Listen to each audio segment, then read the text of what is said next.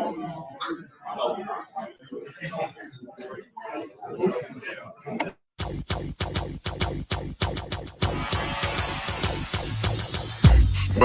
to the Odds Breakers, number one place for shared, sharp betting information.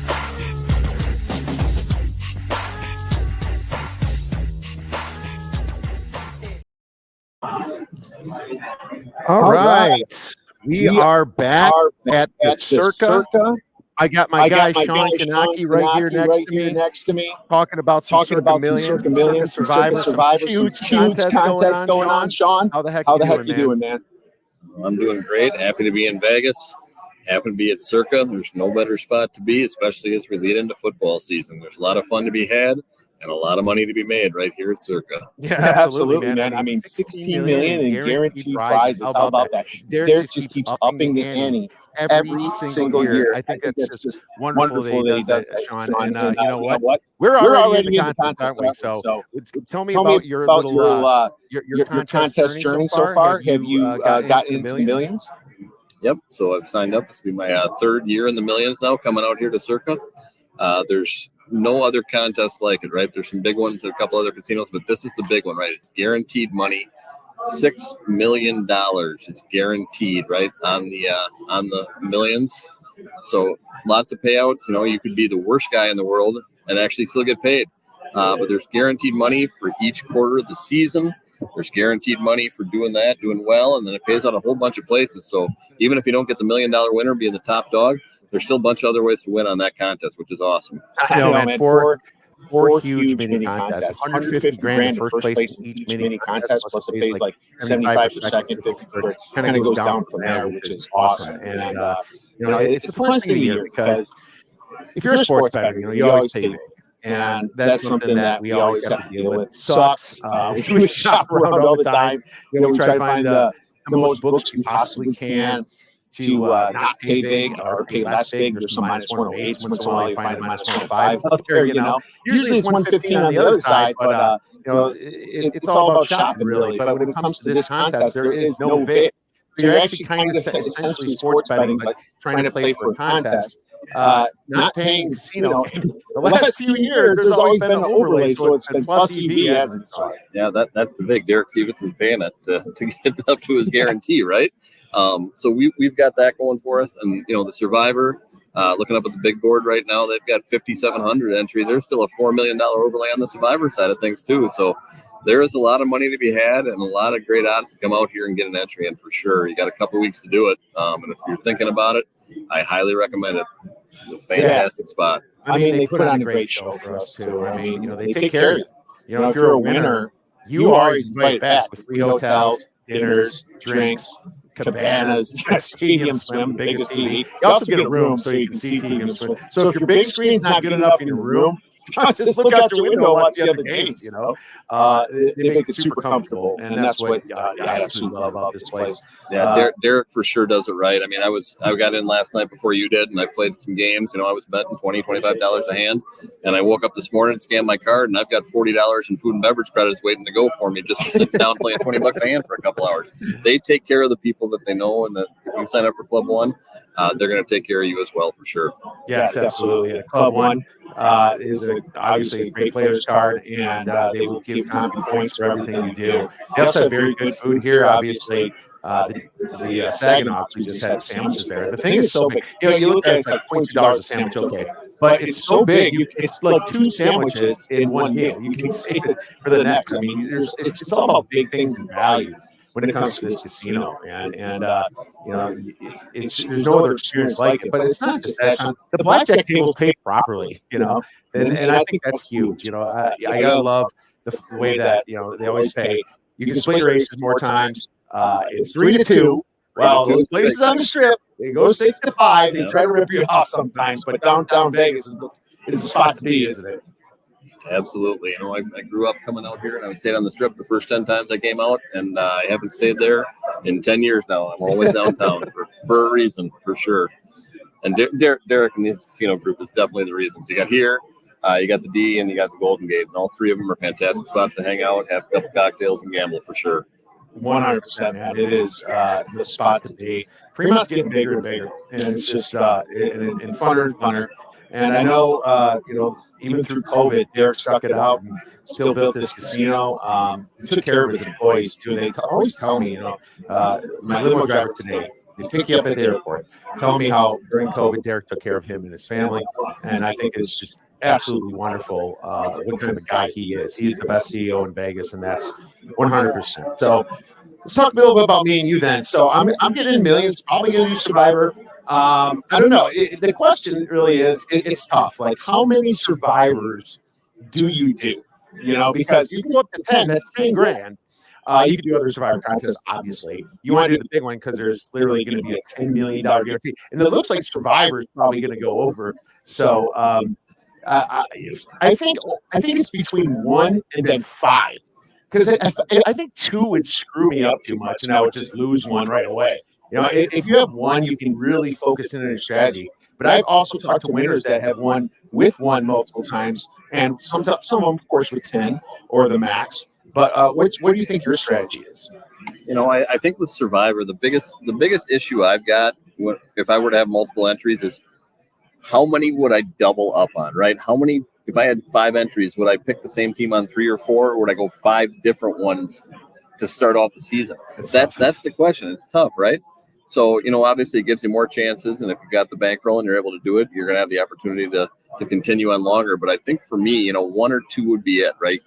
Keep your top 2 plays each week as long as you can. Yeah. And then the other part of Survivor here that makes it a little bit tougher is you've got those holiday week games, right? You have to focus ahead of time and figure out what you're going to do pretty much now, right? You got to figure out what you're thinking, which maybe 2 teams for each of those holiday games that you are going to pick. Okay, I'm going to take one of these 2 teams this week and one of these 2 teams for the other holiday week. So you can't use those teams, and it really plays into a lot of strategy there. And I think that would mess me up if I had 5, 6, 7, 8 entries, because I'm already taking those 2 teams out. I don't know. It'd just be tough to manage for me. I like to focus in and have, my exact bets ready to go for sports betting. And even for Survivor, I'd like to have that 1 or 2 would be my peak.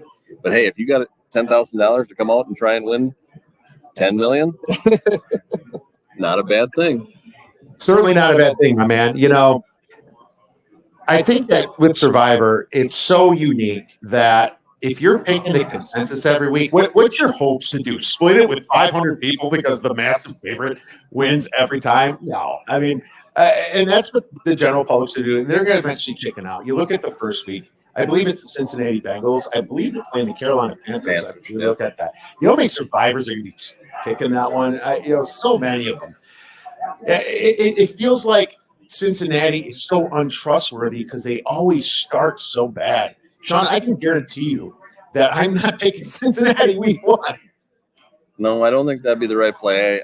That being said, if you read my preview articles over at theoddsbreakers.com, I've got them winning the FC North and going 13-4. So sure. I like where they're at. But, week 1 Survivor is always a crapshoot. There's always seems to be one team that knocks a bunch of people out.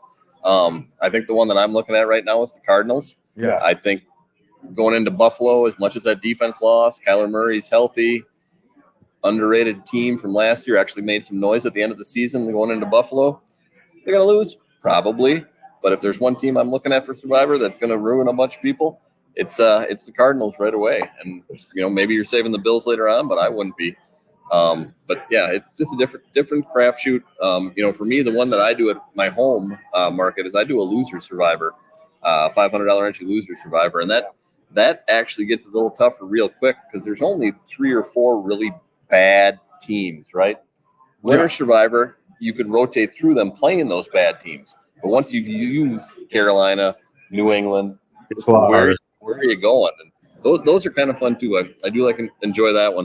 We talked to Derek a few years ago about that. He just said he didn't think he'd get enough interest. It's so hard to pay attention to for people that don't know what's going on. But I like the loser side of Survivor actually on my own. But that's just me. Yeah, I mean, there's people that'll probably pick the Baltimore Ravens, just assuming that it's Survivor. I mean, how many people do that? There's a percentage. Basically, there's a percentage of people that don't even make their picks and forget they're out already. I cannot believe that happens in millions. Literally, week 1 and week 2. It happens all year, which drives me absolutely nuts, but it just makes it more of a positive EV for the people that are actually paying attention because those guys are dead money, right? Kind of like when you're playing poker against some chump, right? You call it dead money on the table. That's what you're looking for, right? My poker days are long past. I don't have the time for it no more. But the truth is that that's how this works in the millions. There's people that are not going to make their plays. There's people in Survivor they're not going to play. And Loser Survivor is much harder because you can't pick against them. In Winner Survivor, you pick against them a lot.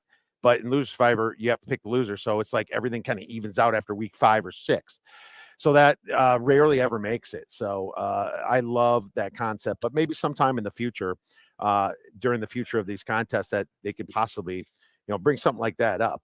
But other games there's all kinds of pick'ems. I think my first one, Sean, that I used to play is just picking the games. The bar sheet. You got the 13 games that week or whatever. Sometimes there's 16 if there's no buys. You pick and the against the spread ones are obviously the best for us sports bettors. They're the funnest for us sports bettors. There's all kinds of contests like that, but the general pick 'em is probably still a popular one. And there's some places that offer that as well, isn't there, Sean?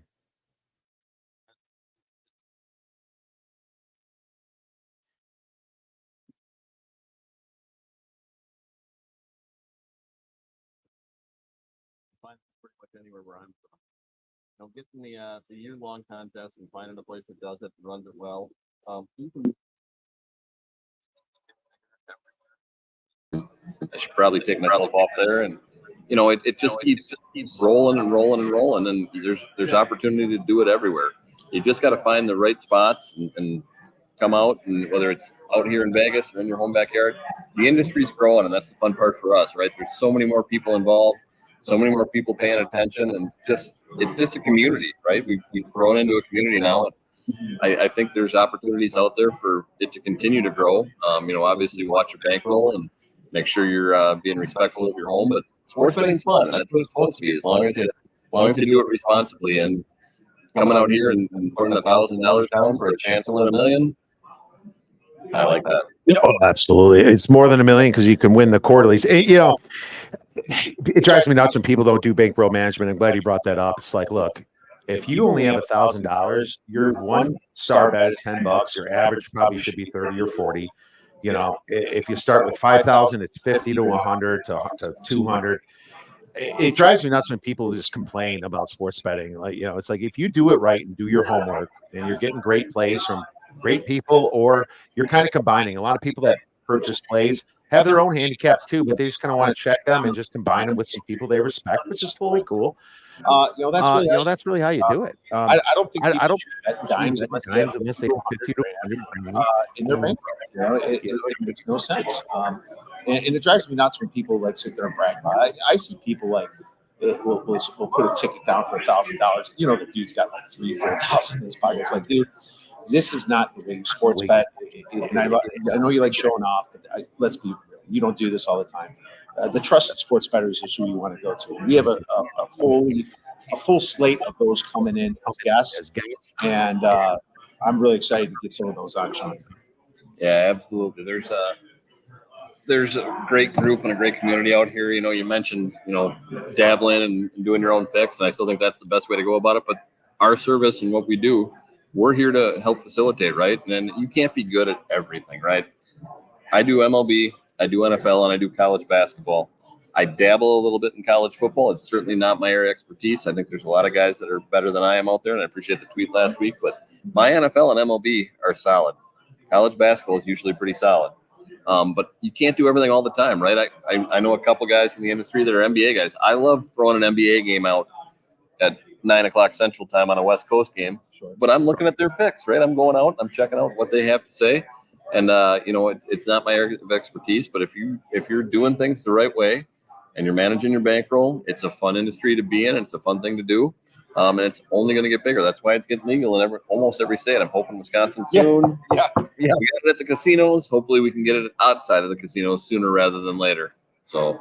Yeah, I know. It just keeps growing. And you see a lot of bets in the industry. I think they decided not to do that. They were going to put an extra tax on high tax states. I mean, look, yeah, if you can't make money in the states, you're still getting reputability with your name. You can break even at -110. That's what you should be doing, just for getting more money from other states. And don't get me wrong, these guys ain't breaking even. they're winning money. There's so much to hold on these parlays, and people are throwing stupid parlays constantly. A place like the Circa just does not do that. They cater to people. They care about people.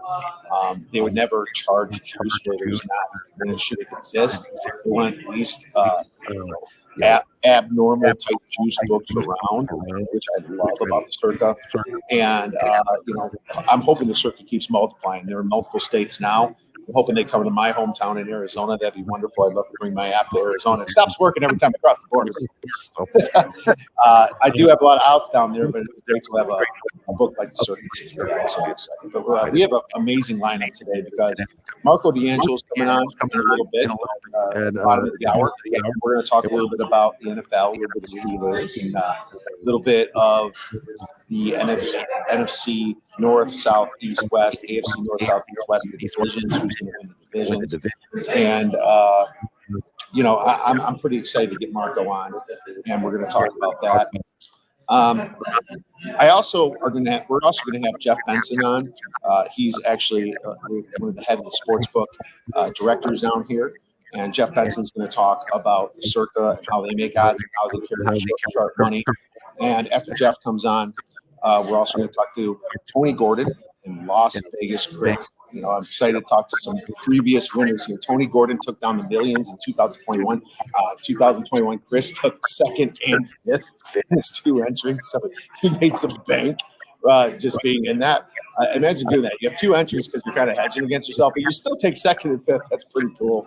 And so I'm excited to definitely talk to Chris about that. So as he comes in, we're going to do a little test on your microphone in a minute here, Kiev. Apparently you're gargling a little bit to some people coming out.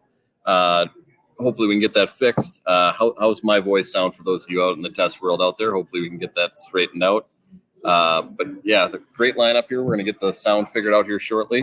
Marco, one of the sharpest guys I know. Las Vegas Chris, obviously. Whatever you just did seems to sound better right there, Kiev. So good.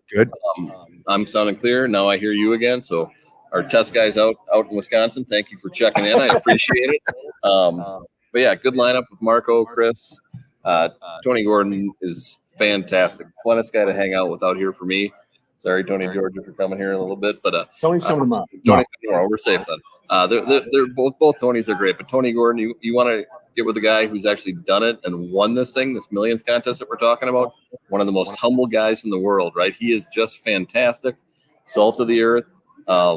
He's got one of those blue blazers, which is fantastic, and I'd love to get one of those and join him. I get to see him down at the pool, which is close to good enough, but I'd like to get the $1 million prize as well. So I think we got the sound straightened out from what I'm hearing.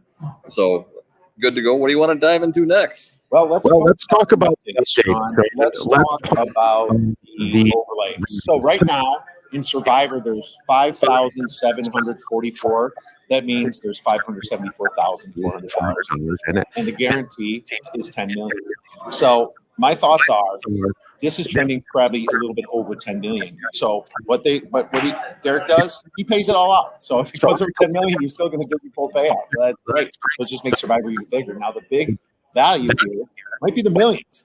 Right now, we're only at 2,515 entries right now in the millions. I guess me and Sean put in a few today to bring it to 2,515.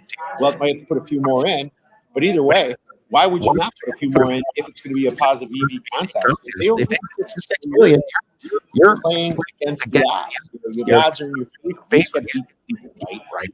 From a money standpoint, positive EV means what you're betting is paying more than the expected value is actually more than what you're putting in. The expected value. It's all about positive EV. So looking at that number, I feel like it was a little higher last year. It was. I think we were closer to 3,500, and you are breaking up again. So I don't know if it's the cord or what's going on, but we'll get that figured out, folks. The positive EV on this is going to be there, I think, by the time we get to the end. But we'd like to fill it up for Derek as he runs an amazing contest. And I'd have to check the entry. Somebody posted on Twitter about where they were at this time last year. It was, I think, just under 3,500 when we were out this same weekend. So they're about close to 1,000 behind. If I remember correctly, but I could be off just a little bit. But this is usually the weekend where it catches up real fast. As we get closer to the season, people come out for for opening weekend of college football next weekend. Well, I guess week 0 starts this weekend on Saturday. So, there's going to be some people out here this weekend, but next weekend with the big week 1 college football, there's going to be a ton of people out in Vegas for that. And hopefully, we fill that up a little bit. As a personal, hope, I hope there's an overlay in the positive EV for myself, for Derek and what we help promote out here. I hope he gets a little closer to that 6,000 total entries, right? Yeah, absolutely, man. I think it will. I think I got my audio fixed. There was a short. This cord wasn't quite plugged in right away, so I think it's okay right now. It's actually trending okay right now, so I apologize if you didn't hear me before. But this is just the start of the show. We have so many guests coming on. We're going to talk about this wonderful weekend here at Circa. And if you're in Las Vegas, come on, come say hi. We're going to be here all weekend, all the way till Sunday morning. Tonight we're going to D. We're going to go get to Park Canada, having a few drinks with Derek, a few of the crew. I'm excited for that. We're going to obviously be around the casino, lurking around at night. Tomorrow we have a big show, 9 o'clock to 1 o'clock here. So we're going to talk about everything with new guests. Some big guests coming in tomorrow. Derek Stevens is actually going to come on tomorrow too at 10:15 a.m. So really excited to talk to Derek himself, bring him on the Odds Breakers, and talk about all the wonderful stuff going on here in Las Vegas. So great stuff, Sean. I think tomorrow we also have the pool. Right? I think it starts at 9, right? I'm not going at 9. We have shows to do, but we're going to be there probably after 1 o'clock, and from 1 to 4, 1 to 5, something like that. Come see us, come say hi. We'd love to buy you a beer, talk to you a little bit, see if you're getting in the millions. It's also a pretty cheap plane flight to come in if you live away from Vegas. Red eyes are only like $300 these days. Come on in, get with footballcontest.com, our proxy. He'll set you up for these contests where you can be hopefully in the hunt. And even if you're in the top 100, you're getting paid, aren't you, Sean?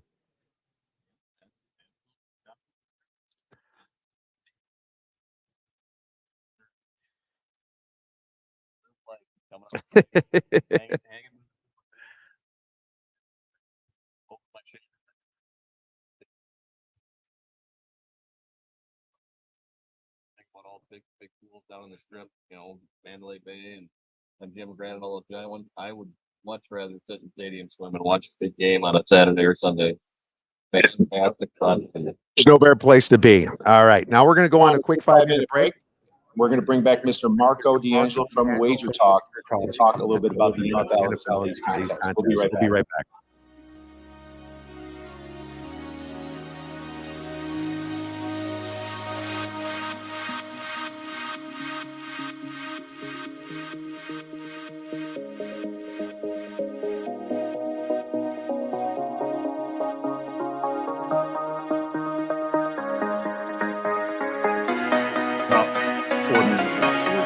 Thanks for coming down here. No problem. Really appreciate it. How have things been with you? Good? Good.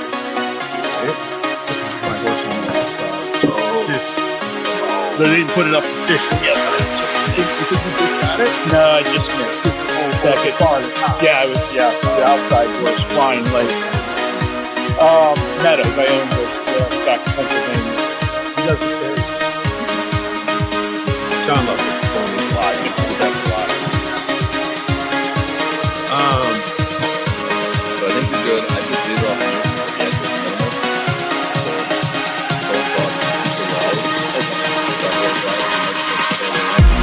Okay, so your monitor up in your house.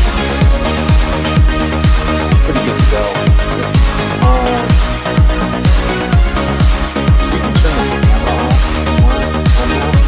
Stop and sit back.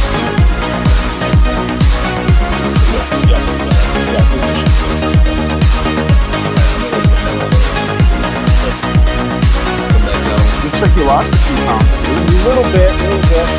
Purposely? It's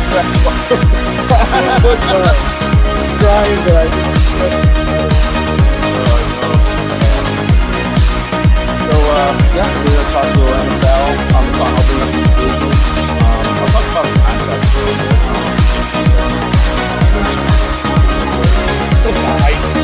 I'm definitely getting football.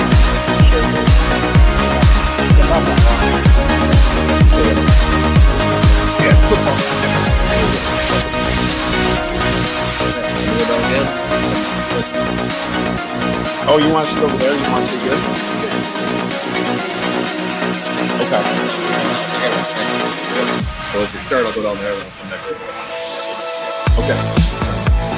I'll go back on pause if it's time. Probably like, I know me and you can go like 2 hours, but I'm thinking like whatever, half hour, 25, Whatever you want. 45. My next guest will kind of like driving in. Chris is going to come through, and Jeff mentioned it's 3:15. And we got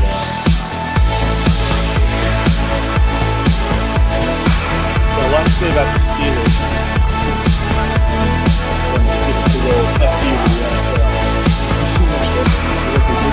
yes, I've seen their schedule. The last round. Ridiculous. I can't all of that. They're playing Elks, big rivals. And then Cleveland, Cincinnati, and then 2 games with our division games, Kansas City and Philadelphia. And they've got 2 games where they play on short week. They play Baltimore, so the Cleveland on Thursday. My best bet is I'm really All right, so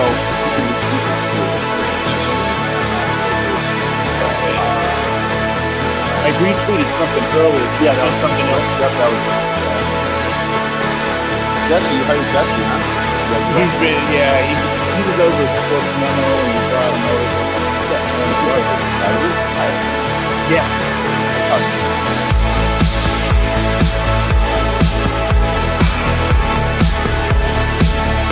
Or are we in Circa meeting space? You can scan this and then it gives you the Wi-Fi right away. I'm not in He's got it.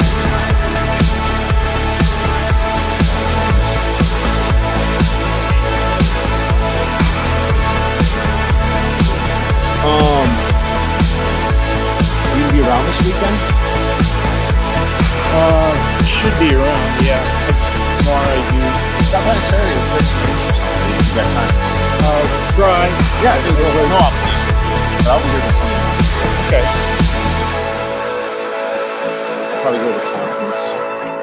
All right, we're actually going to start with anything. Just do it while we're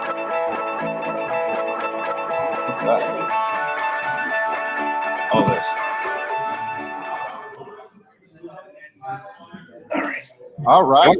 We are back. Marco D'Angelo from Wade Talk is back, and he is going to hang out with us and talk a little NFL football. Marco, you can talk about the Steelers. I know you teased it with me a little bit. I got some curiosity right here with that.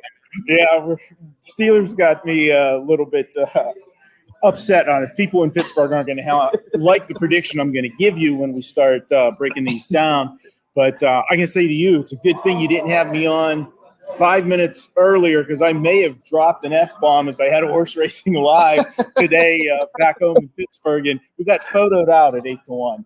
Oh, photo finish, man. Well, I know you've gotten a few of those, though. It's your horse. That horse is a great horse. Just kind of got caught in the gate. Well, maybe you got the maybe you bet the place. I don't know. Maybe an exacta box, but you're only supposed to play your horse on top. But I might have had a saver there. You might. we need to discuss that. Well, hey, I'm so happy to have you on. Wager Talk has been such a great partner with the Icebreakers over all these years. Man, I think the first time I had you on was like 8 years ago now, dude.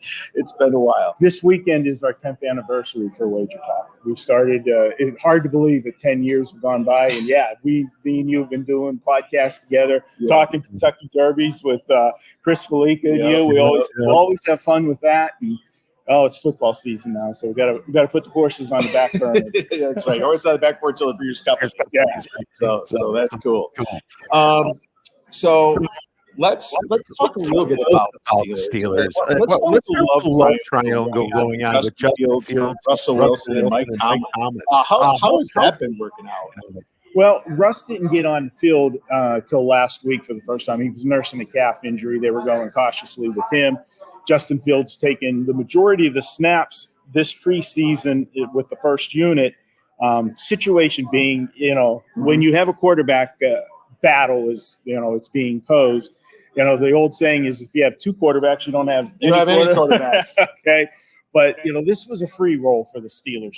Let's be honest about it. Picking up Russell Wilson for basically, by quarterback standards, a ham sandwich. We got him, only contract salary hit for us is $1 million. Denver's picking up the rest of the tab on Russell Wilson this year. So it's a free roll for us. I think he will be the starter. And the reason I say that is Justin Fields is what the Steelers hope to be their quarterback of the future. Right now, they need that veteran leadership. Let Justin Fields learn the system, get a little bit of confidence. And I think you have to go with Russell Wilson by default, because here's the thing. If you don't go with Russell Wilson to start and you come out of the gate with Justin Fields and then he doesn't perform, it's done. You can't go back to Russell Wilson. I think if you start with Russell Wilson and things don't work out, it'll be easier for Mike Tomlin then to make the transition to Justin Fields. There'll be less pressure on Justin Fields because he knows he doesn't have to look over his shoulder every week because, Russell didn't get it done. So I just feel like that they're not getting along at all. I mean, they already got in a fight. And what's funny is both did not look good so far in preseason. We haven't seen hardly anything of Russell. Last week was the first time he was actually on the field this preseason, and he wasn't able to generate any touchdown drives. Now, Justin Fields has had his moments, but he's also had moments the bad way. He's missed a couple guys wide open. One last week would have been a touchdown, just totally overthrew him. The other one, the mistakes he's made, he's had a couple fumbles with the center exchange. Now, that's not supposed to happen. That was in week 1, and it happened twice in that particular ball game. So we'll see what happens moving forward with these two, but they've got offensive weapons. The running game, we know what that is. The offensive line has been beefed up. That was always a strong suit of the Steelers, was the offensive line in the way they were able to run the football. Then the last couple of years, the offensive line was thin, and then when you get one injury, you got guys playing out of position. The last 2 years, via free agency and the draft, they've really addressed the offensive line. And I think this is going to be a good offensive line for several years to come. We got a good mix of some veterans and some young players, so I'm looking forward to that. We know about the Steeler defense. If J.J. Watt stays healthy, that's always right. That's huge. Not J.J. T.J. It's a situation where they will. They're a dominating force. We saw that last year. So if they have more consistency on offense, where the offense is staying on the field longer, which was something that was a problem last year, the defense will be even better. Everybody, the fewer snaps you got to play on defense, the better you're going to be. Absolutely. I think that if they just kind of slow the game down a little bit until these guys get their feet wet, it's probably the best way. And there is some good defensive players right there. Well, let's talk some divisions then, man. I got the odds right here. I'm actually going to bring it up on our screen and make some adjustments. So I'm looking at the NFC North. Let's start with the NFC North. So we got the Lions, right? The Lions are the favorite at plus 135 now. You got the Packers at plus 230, the Bears at plus 275, and the Vikings at plus 950. Is there any bets that you like in the NFC North? What's the current line on Detroit to win a division? Plus 135. I like Green Bay to come out of the division. I know that Detroit, great year last year, and we always say everything is a progression. 2 years ago, they just missed the playoffs. Last year, they made the playoffs, and then they finally broke that long jinx of winning a playoff game. A lot of people thought that they could have won the game they won, and they probably should have won the game that they lost. Yeah, right. If you're realistic about it, they played San Francisco tooth and nail, in that game. But I just think that what we saw at the end of the season last year from Green Bay And let's face it, everybody said, they were screaming at the beginning of the year when Green Bay got off to the slow start, and Jordan Love didn't look like, the answer for Green Bay. I have to give him credit. Remember, it's always tough to follow a legend. Okay, he's coming in, starting his first season, following Aaron Rodgers. Yes, he's had playing time over the last, few years when, Aaron Rodgers missed a game here or there. But it's not the same as you being the guy. This is your team. You're the guy that's going to carry them as far as they're going to go. Give him credit for as bad as the first half of the season that he had. The second half of the season, he was in the top cap. He was right there with the best quarterbacks in the NFL last year. So, and it got paid. He got his contract, renegotiated in the off season, or I should say, right before the season started. So now, he doesn't have to worry about, answering the critics. He'll have to answer the critics to getting the big contract. Was it worth it? But I think Green Bay is in a position to take another step forward after last year. And for me, if I'm going to take a flyer, where if you look at the season win totals, Detroit's at 10.5. Okay. Green Bay's at 10. Right. There's only a half of Half a pundits game. are saying there's only a half a game between these two teams. So if that's the case, then why not take Green Bay at plus the bigger number to win the division? And their last I saw it was 230. What do you got a current one on Green Bay to win the division right now? Green Bay Packers are plus 230 to win the division. So you're getting an extra $100 of line value for something that they're telling us there's only half a game separated. Yeah, that's true. That's true. I mean, there is some serious line value right now. I went with Lions. It was at plus 150. I got a little bit more. I think I like the at plus 135. I know that you get a lot more value based on the season win total market, but do I agree with the season win total market? I'm not sure. The real thing is, I know it's not a sophomore season for Love because he's been there a few years, kind of like Rodgers, but it's still his second year starting. And they were kind of fortunate in some of those last games. Don't get me wrong. You got a lot better. I believe Matt LaFleur was part of that. I think the fact that he's from the Kyle Shanahan tree, he kind of just gets those quarterbacks good, kind of like what Shanahan did with Brock Purdy. So I'm on the Lions myself. We'll see if it comes to fruition. And as a Bears fan, I really don't want to see the Packers win. It's just one of those things. Well, let me ask you, is the Bear fan that you are you drinking the Kool-Aid yet? I'm not drinking the Kool-Aid. No, I am not. I think 8 wins is fair. I might take under 9. I do like what they're doing, and that whole reality show they're on is really hyping them up. But this is still preseason. Teams change after that. I've seen it so many times. Teams come out firing for preseason, and all of a sudden they look absolutely terrible when they actually get into the regular season. So, in my opinion, I would still go under with the Bears, under 9 wins. What about the NFC South? Falcons minus 130, Bucks plus 330, Saints plus 350, and Panthers plus 1,100. Yeah, a lot of hype, obviously, with the Atlanta Falcons because of the Kirk Cousins signing. What I'm going to say with them, the position I like on Atlanta, I think there's too much hype. I realize this is one of the worst divisions in football. It's a situation that there's just too much love on the Atlanta bandwagon. And what I'm going to say with Kirk Cousins is, yes, he's going to make that offense better. There's no question about that. It's such an upgrade over Ritter at quarterback. But remember, Tom Brady's going to be a first ballot Hall of Famer.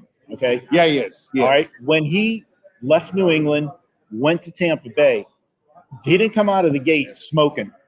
It was a situation where it took him a few weeks, actual game reps for everybody to get on the same page. Right. And that's going to be the same thing I feel early on with Atlanta. And the situation with, Atlanta, not only does Kirk Cousins have to, learn this new system and be acclimated to the new players and get that rhythm down. Let's not forget, he's coming off of a catastrophic injury. Okay, so I just don't see them jumping out of the gate and racking up a lot of wins early on. There's going to be some growing pains. And at 9.5, I think the market's inflated on Atlanta. I got to go under the season win total with the Falcons. I don't disagree with that at all. think that Atlanta still has coaching issues because we don't know if Raheem Morris can come back and be that great coach, right? He was one of my second worst hires. If you want to talk my worst hire, we'll get there. But Raheem Morris, I'm not believing in that. I know Kirk Cousins is still a little bit banged up.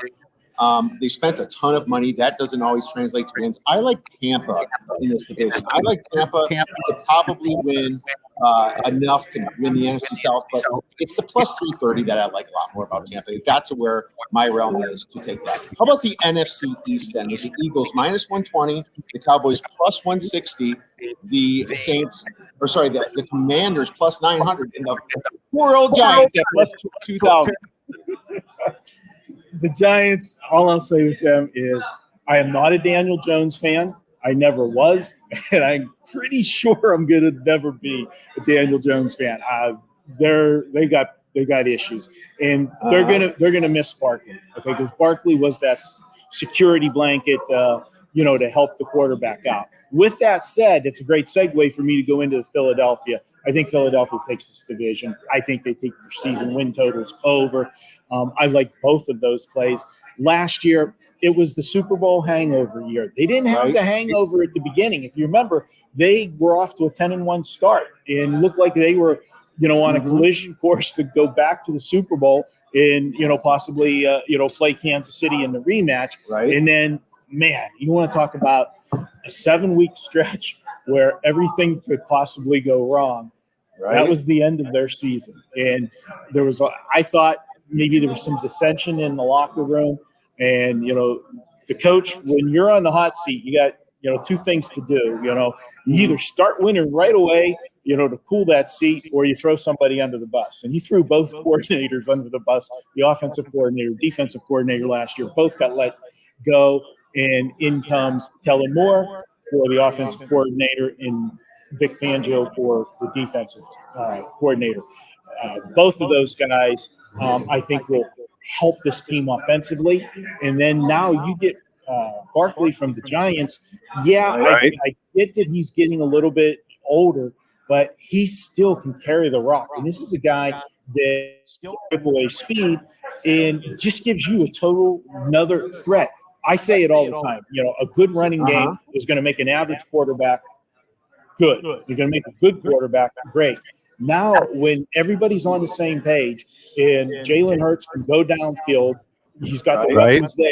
And when that's working, then it's going to open up the running game. You got to worry about Barkley. And then if you're worried about downfield and you're worried about Barkley and you're using play action or whatever, and you're looking downfield, you turn your back, and all of a sudden, Jalen Hurts can take off with the football and extend plays that way.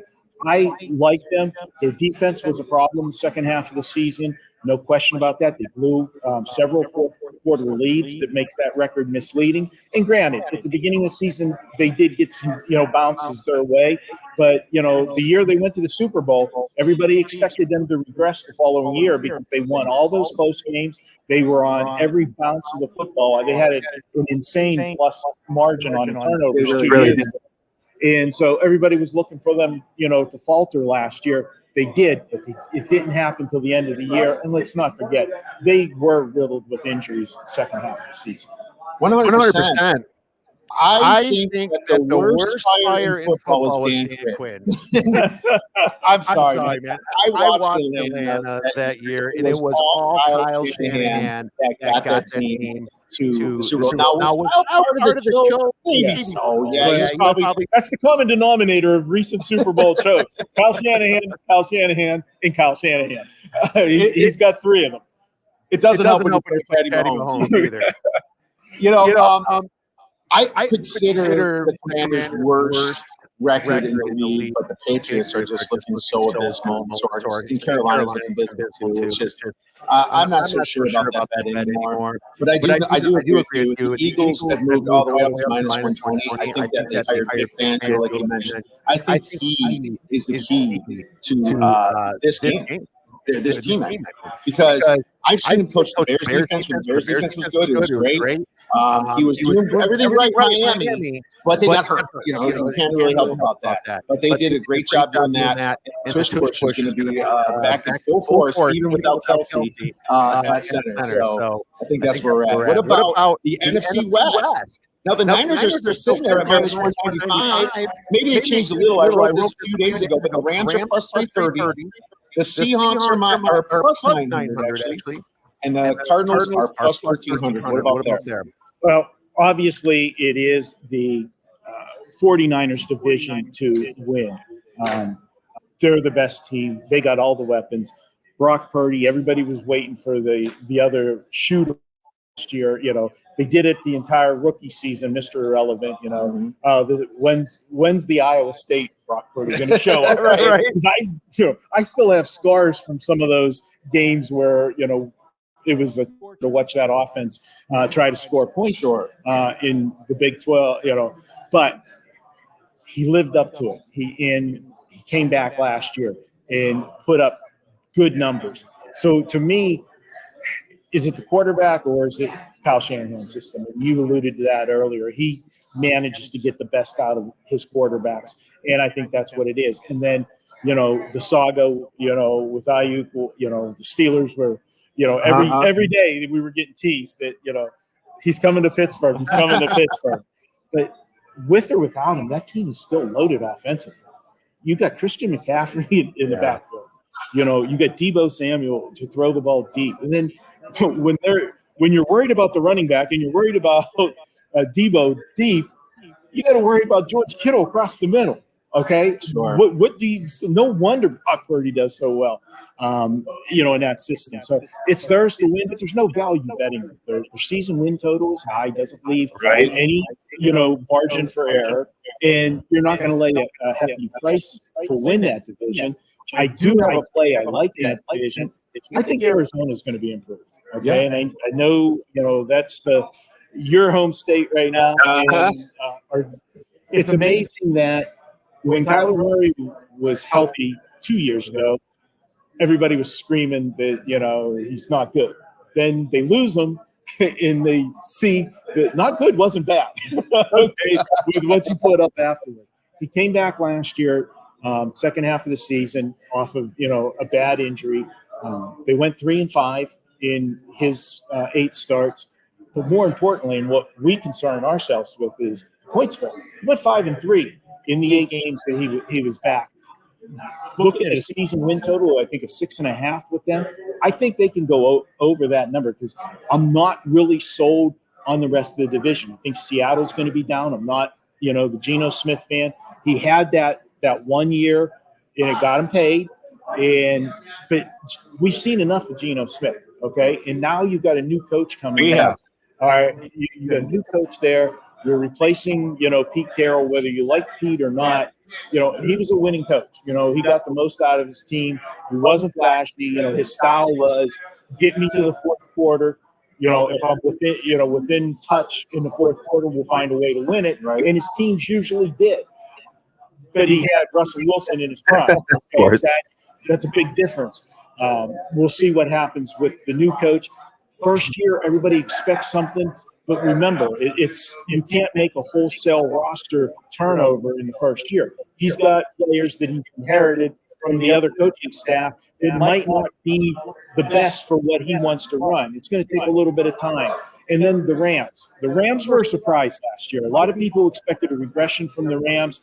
Every year you hear, Stafford is getting, older and, Father Time caught up to him. Put up good numbers last year. But they got to replace Donald on defense, okay? And when you have a player of that stature retire, usually you don't talk about defensive players retiring like that.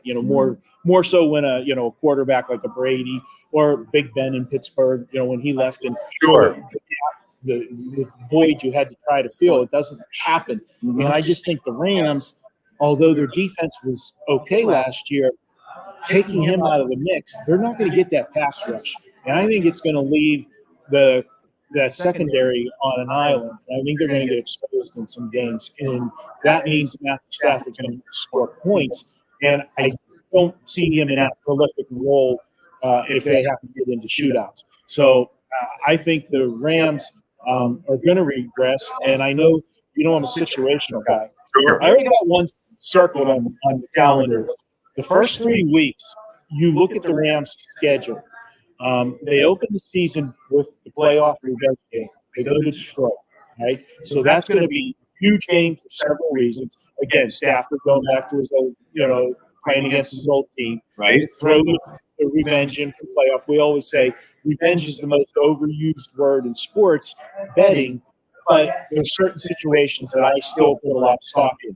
You always remember who ended your season, okay? I don't care who that team is, you're going to remember that. So that's a big game for them. After they play Detroit, they got to play Arizona, I believe, week 2. And then they have the 49ers on deck after that. You want to talk about a sandwich game. I know Arizona's a division rival, but you're sandwiched between playoff revenge and your arch rival, San Francisco. That's one to circle for week 2. If I think Arizona is going to be improved the way I do think they are, I think that's going to be a great spot for Arizona. Yeah, without a doubt. I think Arizona had maybe the best draft pick. I really like Marvin Harrison. I mean, he's a stud, great kid. Was just a beast at Ohio State, and I usually I'm down to receivers, but this year I was like, this guy is a must draft type person. Unfortunately, he was grouped with a ton of quarterbacks, right? A ton of quarterbacks. But I agree with you that the Cardinals, I think, are going to be better than the market.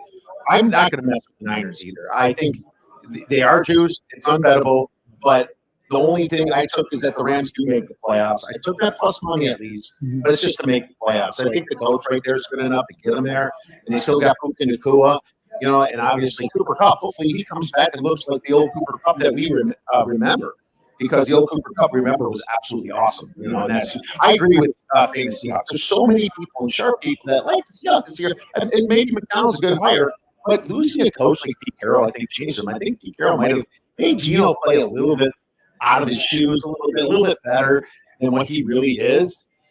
So, my thoughts are probably just stay away from this division for the most part. What about the AFC North? The Bengals at plus 140, the Ravens at plus 145, the Browns at plus 600, and the Steelers at plus 800. Marco, go at it. All right, I'm going to try not to drop any F-bombs on the NFL right now, because when we talk about the Steelers, my Steelers got hosed. But let's start with how I feel the division's going to go. I think this is the best division in the NFL, top to bottom. You got 4 teams that all have over 500 season win totals. Okay, so if everybody's going to beat each other up, it's going to be tough for who comes out of this division as far as home field, because I don't think they're going to get home field. Because I do believe that division, the Cincinnati's and Baltimore's are going to butt heads. Cleveland, if they get anything out of Deshaun Watson, okay, and that's haven't seen anything yet. Okay, it could go down as one of the worst contracts in history when you gave them all that money. That knowing in the first year you're going to lose them for some games. You didn't know yet how many, but you knew that the suspension was coming. Then he gets hurt in year 2. This is put up or shut up year for him, and it seems like every year there are wise guys that want to jump on that Cleveland bandwagon. But I like the coaching staff. They have a roster that is built to contend for a Super Bowl run.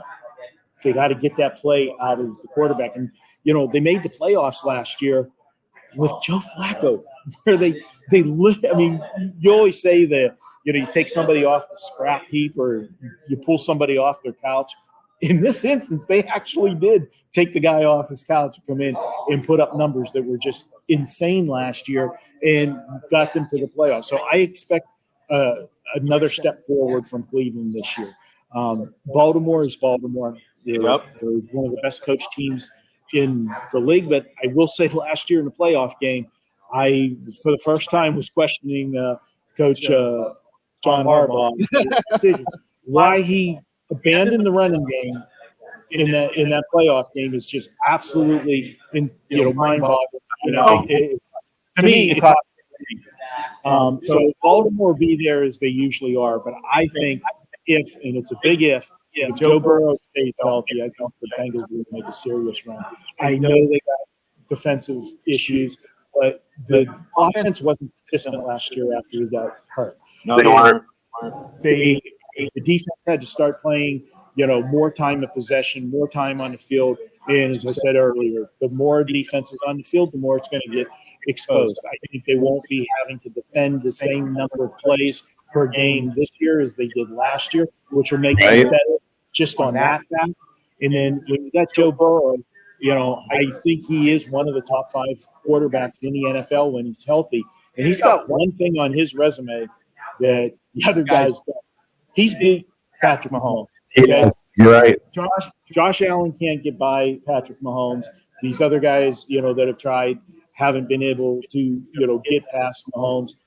He has. He beat him, and he made a trip to the Super Bowl. I think that's invaluable for this team. But I'll tell you what, the window is closing on the Bengals. They better get it done this year or next, in my opinion. Yeah, once you start paying people, the window closes up pretty quickly, and that's the problem. How about the AFC South? You want me to go on my rant though about the Steelers? We already did, but I took the Steelers under 8.5, man. That was a no-brainer play. I took it when it was even money. It's like minus 190 now or something. What do you think? I'm under the season win total on the Steelers. This will be the first time that Coach Tomlin does not have a winning record. He'll break his streak as a head coach. But this is all about the schedule, okay? They're going to struggle. They have an easy schedule at the beginning.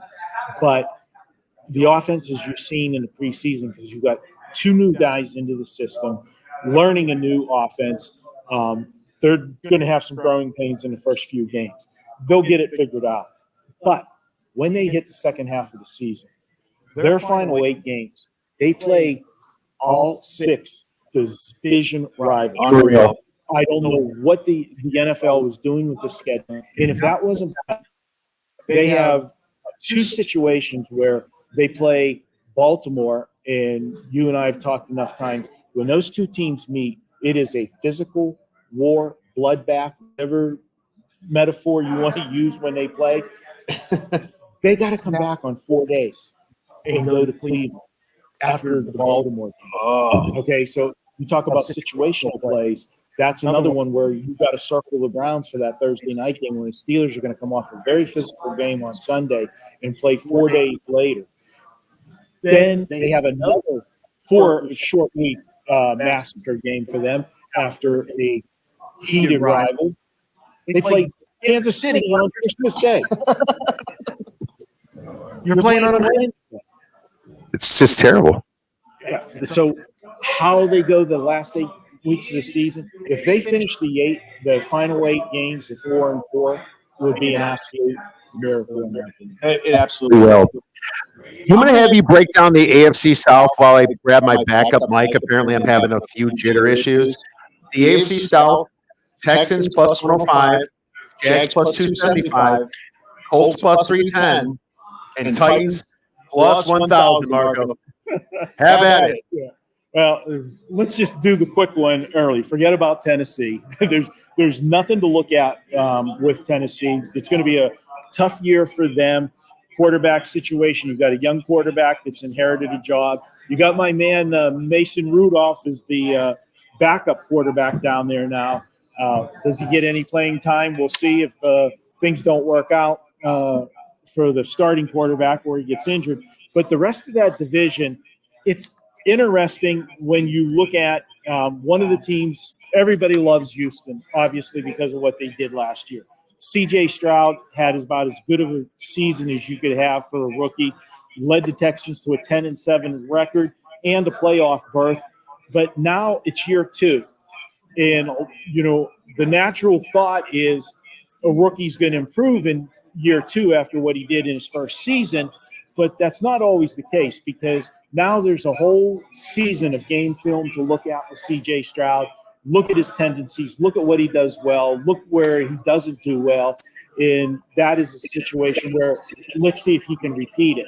There's been a lot of love for Indianapolis this year because they went to the final game of the season. If you remember, it was them in Houston, final week.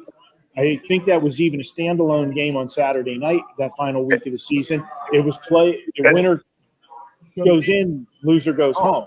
And without Anthony Richardson, I should mention. Yeah. Now, Anthony Richardson, everybody's high on him, but how can you be so high when we only saw a few games before he got hurt last year? This is a team that I know a lot of people like. I'm kind of under on the season win total with them. I just think it's a situation where it's inflated because of public perception of what they saw and automatically believe Anthony Richardson's going to be the answer and take them to that next level. The team that I am high on in there, I think this is the bounce back year for Jacksonville. Last year, Jacksonville was the odds-on slam dunk to win what everybody said was the Wait, did Trevor Lawrence give you some of that $55 million? Well, he's going to have to earn it now. And, don't get me started on the quarterbacks and the contracts that they got this year, because other than Joe Burrow that went to the Super Bowl once, nobody's been to the Super Bowl out of that, that trio of the $50 million quarterbacks that we saw in the offseason. But Trevor Lawrence, I think this is a bounce back year for him. They missed the playoffs last year when he got hurt. He played through it, but he wasn't the same. Okay, the game that he got injured. When I was watching the game and watched that live, I thought he snapped his ankle. I thought it was over. Okay, and to come back and they call it just a high ankle sprain, but he wasn't the same the rest of the year. I think they're flying under the radar this year because everybody's so much in love with Houston. I think they're worth a flyer. When I took it, I had Jacksonville plus 300 to win their division. They're currently at now what? Jacksonville's at plus 275. So market's agreeing with me coming down a little bit. I still think that's a good play at plus 275 to win the division. I actually took them to make the playoffs. I think at plus 135, that's what I got. To make the playoffs, plus 135 for Jacksonville. I think the new defense coordinator is very good. I think he's going to make a big push to make more blitz schemes, stunt the linebackers a little bit. He's got a reputation for that. And I think that's what they need, is that kind of kick in the butt. I like Peterson's coach. I think Texas getting too much love. That's fair enough. How about the AFC East? The Jets plus 180, Bills plus 180, Dolphins plus 200, Pats plus 2,500. Don't waste your money. This is the second best division in football, and it would have been the best if it wouldn't have been for New England's one of the four to drag their average down.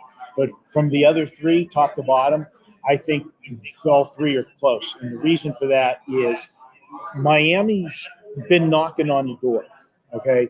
And then they've had injuries, whatever, whether Tua was out, injuries to the defense. If Miami stays healthy for a full season with all of the key components, they can contend and win this division. So they're already right there. They just need to stay healthy. Buffalo's been there and done that. So the problem is the window keeps getting smaller for them for the success. They got rid of a wide receiver that I know he was a problem child, but you just erased a big weapon from your offense. I know they replaced him with Coleman. It's like a rookie. They got a couple, third string type guys that's going to be playing in the second receiver, some in the slot this year. But man, I agree. It's like, seriously, what are you doing, Hills? It's like they missed the window, maybe. Then that leaves the Jets, okay? And I know this is drinking the Kool-Aid, but the fact remains, if you look at this roster from top to bottom, we did not get to see, Aaron Rodgers, but for 4 plays last year. I think that averaged out to about $10 million a snap. 10 mil? Yeah, for the 4 plays that he played last year. If he's able to beat healthy and make the whole season, everybody said the only thing this team is missing is a quarterback. Well, they got the quarterback. They got him some weapons to help him. They beefed up the offensive line that was not good last year. Right. The defense, one of the best in the NFL. And think about how good that defense is for the Jets. It's a Super Bowl caliber defense. Right. Think about the time of possession of every game they played last year. Okay, the Jets' offense at times was so pathetic, that the defense was on for the whole game. You felt that the defense was on. It wasn't that much, but it was way more than it should have been, and they still didn't break down. Mm-hmm. Now you get that same defense, and they're playing less downs per game, plays, snaps, defending, because you've got Aaron Rodgers that's going to take the team on drives, keep the offense on the field. I think this is the year that the Jets break through. And I know that, the Jets faithful and the Bears faithful, they've been teased for so long. Yeah, a little bit too long. But I think the Jets are legitimate. And I've made plays on the Jets. I've taken the Jets to win the AFC. I've taken the Jets to make the playoffs. And I've taken the Jets over 9.5. I'm pretty much all in on Gang Green for the AFC. I am too. I think that I got a good number. This is in the 200s. It's plus 180. It's getting to where I don't like it as much. I guess now you think about Aaron Rodgers, and was he that much of a drama queen? I mean, he kind of was. He was with the Packers at the end last year. He kind of made about him. I said might come back. Just kind of releasing those little news stories to beat writers and things like that, playing these little games. And I do worry about that. I suppose as a Bears fan, I got a little distaste for him in my mouth as well. They're loaded, man. They're loaded. They got wide receivers. They got a great defense, and they got Braylon Allen, who came from the Badgers. He is underrated. I think he's going to be taking some snaps from Breece Hall, especially from a fantasy football. He's a big man. He's a fast guy. He's kind of like a Jonathan Taylor. He's not quite to that level. But the man was a beast, and when he was on the Badgers were just that much of a better team. So, in my opinion, I think Jonathan Taylor I think his addition, Braylon Allen, I'm trying to say, is just going to be that run game even more. So they don't have to rely on Aaron Rodgers. Aaron Rodgers can just be average. I still like the Jets, man. It's not the greatest number right now, but I do like them more than Bills. And now let's finally get to the AFC West, where we have the Chiefs at minus 230. The Chargers at plus 320, the Raiders at plus 900, and the Broncos at plus 1,800. Tell me you're betting the Broncos and Bo Nix. No, I'm not. And, it's year 2 for Sean Payton, and a little bit of pressure on him. I used Denver in the preseason because I really thought that he was going to want to instill that winning culture right away because, he came in there last year, and I didn't think it was very classy of him to make the comments he made about Nathaniel Hackett, the previous head coach. You're in there, why you're there, because they fired the other guy, all right? So why throw him under the bus anymore, with some of the comments that he made? Yeah, I don't know. I didn't like that. That was a side of Sean Payton I didn't see before and really wasn't a good look. Then the way the end of the season they handled Russell Wilson. Again, there was some kind of disconnect between him and Russell. Right. Russell wasn't his guy. He inherited Russell Wilson, taking over the team. And that's what we talk about, with new coaches. You expect to see more in year 2 and year 3 of a new coaching regime than year 1. Expectations are always so high because the other guy was so bad. And you're hiring a big name. It's got to be better. But remember, this is a team that in one of the early weeks last year had a 70 hung up on them. Yeah. Remember Miami, that was over in first quarter. But so I have no love for Denver, and I think it's going to be an under 6 for the win total. Bo Nix, though, I will say this much. He has impressed me. He's looked good in the preseason. Yeah. I get them starting him and, go ahead and try because this is a rebuilding project. Why not, if you feel he's your franchise quarterback, he ran a pro system at Oregon, so that's going to help him, better making the transition to the NFL from college. So go with it. But, it's going to be a long year. It's just, those blitzes are going to look like they're going, like you hit the fast forward speed at like 2x compared to college football in the Pac-12. It's not exactly known. No. Kansas City, it's their division to win. There's no value in them as far as the division goes. I did take a flyer on them to win the AFC and be your repeat. Why not? And the reason I say that is because I said how competitive I thought the AFC East was, how competitive I thought the AFC North was. And the West is soft. And although the AFC South is better than it was last year with Jacksonville and Houston and Indianapolis supposedly could be better, I think Kansas City has the inside track for home field advantage because they're not going to be in a division where they're beating each other up. So, if you're splitting with, if Buffalo, Miami, and the Jets beat each other up, the Steelers, the Bengals, the Browns, and the Ravens beat each other up, you're looking at teams probably 10-7, 11-6, 12-5. They can get home field advantage, and we know how hard it is to go into Arrowhead and win, especially in January. Ask the Miami Dolphins when you can get one of those frigid cold games, whatever. So I think there's value with Kansas City. That's the only place I see the value is trying to ride them at plus 340 to get to the Super Bowl. I don't disagree with that. I made a bet that I kind of regret. I bet the Chargers over 8.5, and this was before the Justin Herbert news, where he, plantar fasciitis. I've had it a long time ago. It lasts forever. It's a tough injury. Here's the thing. They look like crap in the preseason. The Raiders look like crap. Carolina looks like crap. They look like crap in the preseason. I've been watching preseason, but you can't take everything in preseason, but still. You want to see. They have nobody. Easton Stick is not an NFL quarterback, man. They have nobody back there. And in my opinion, it's going to be all Jim Harbaugh if that thing gets over 8.5. I guess that's my silver lining is that I got a great coach there. But at the same time, it's just a tough situation, and I kind of regret it. We all have bets that we kind of regret a little bit. There's got enough good ones that you're happy about, obviously. But I have no disagreement there. Well, Marco, that's awesome, man. Great breakdown of this stuff. Why don't you talk a little bit about some of these football contests and how exciting they are in Las Vegas? Oh, it's what Derek's doing here, at Circa and, putting up big guarantees. And, from a poker player standpoint, they throw out the word, there's an overlay. Yeah. When poker tournaments have a guarantee and they don't get the number of signups for them to hit the guarantee, that money comes out of the pocket, of the poker tournament organizer. And in this case, that would be, Derek Stevens come out of his pocket if they don't hit these guarantees for, Circa Millions and Survivor.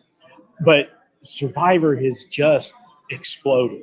I mean, that is the contest that, it just keeps getting bigger and bigger every year. And, you come to Vegas, all these here, we're spoiled because I'm here. I can play every contest. There's several casinos, around town that, offer, football contests. But if you are a player from out of state, make that weekend, plan it, guys' weekend trip to Vegas in the month of August. You can sign up for all of these contests, and then all you have to do is be in Vegas to sign up. Once you sign up, if you get a proxy, they'll put your plays in for you. They're going to do it for either a flat fee or commission. If you win, most of them flat fees, and you can play the entire season from the comfort of your home. And what's fun for the novice, so to speak, and we talk about, in poker tournaments, and when I do your Kentucky Derby podcast all the time, I say there's a lot of dead money in the poker. But there's people that, come down and, for $1,000, you can enter, a Survivor contest, and you've got fun for as long as you're in that thing for the season. And if the fun starts to become pressure.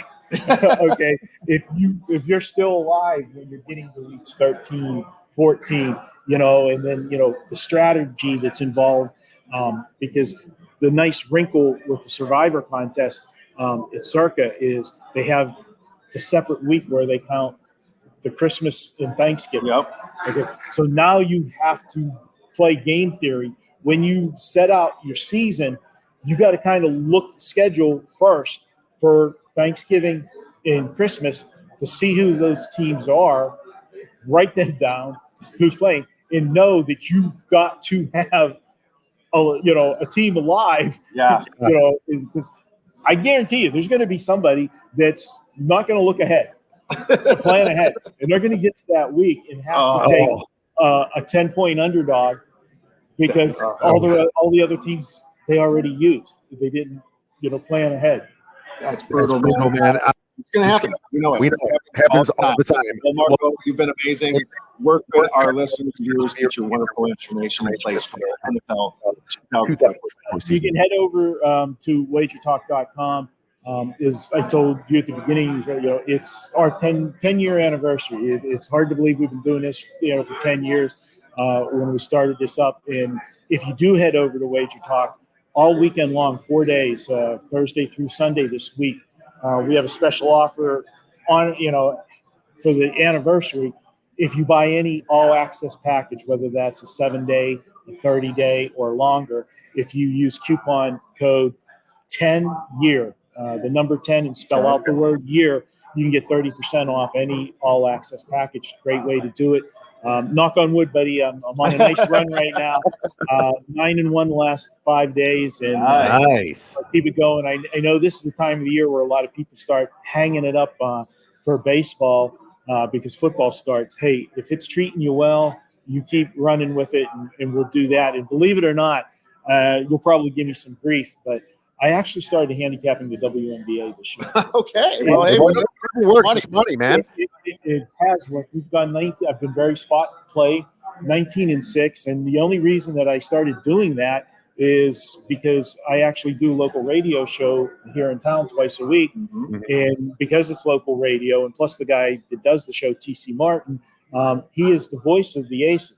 So we're talking a lot of aces. So I'm talking it as much as I'm talking NFL football, and went to a few games last year with the wife. She actually liked it. We ended up becoming season ticket holders this year to the Aces, and now I get to see all the teams come through. And I think it's one of those things that to tell the public, when it comes to the NFL, everybody knows everything. You're not getting scooped on anything. Every stat you have, the bookmakers have. Every injury you see come across Twitter, they're watching that same Twitter. We all got it. Okay, we all know it at the same time.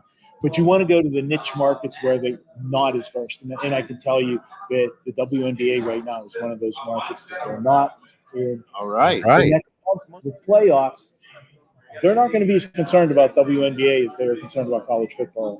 Well, money's money, Marco. And if you guys want to make some money, we don't care what sport it is. Check out Marco at Wager Talk. Guys, we're going to fix these mic issues, but come back. At the top of the hour, we're going to have more great guests. We're going to have Las Vegas Chris, Tony Gordon, Jeff Benson from Circa Las Vegas. We'll be talking to you guys soon.